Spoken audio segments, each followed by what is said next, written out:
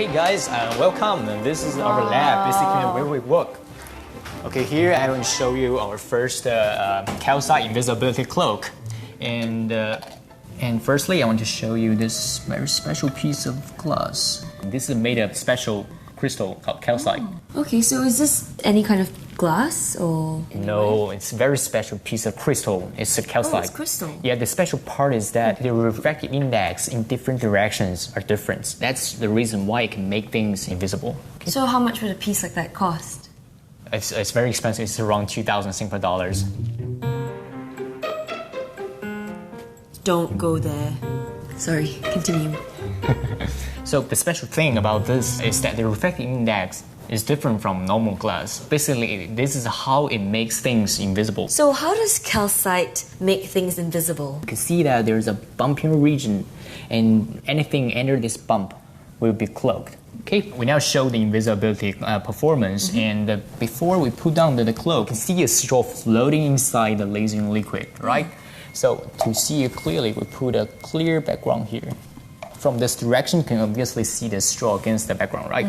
Now we put the cloak and see what happens.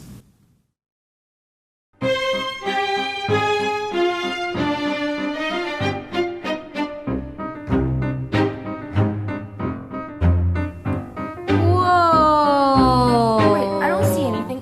Move. Calcite is a naturally occurring crystal often found in stalactite and stalagmite in limestone caves with amazing light-bending properties. By gluing two pieces of calcite together and with some very serious calculations, our scientists were able to make things invisible. Cut to precise calculations, two pieces of calcite are glued together to form an invisibility cloak. The bump in the middle of the calcite cloak is for hiding objects to be made invisible. The calcite is then placed into a container filled with laser oil. By placing the calcite over an object, the calcite bounces light around it such that light entering from calcite A will bend, bounce off, and exit calcite B. In this way, someone who looks straight into the path of light thinks he's seeing the real background, but what he's actually seeing is the refracted background. And the object hidden in the bump is rendered invisible as light bends around it.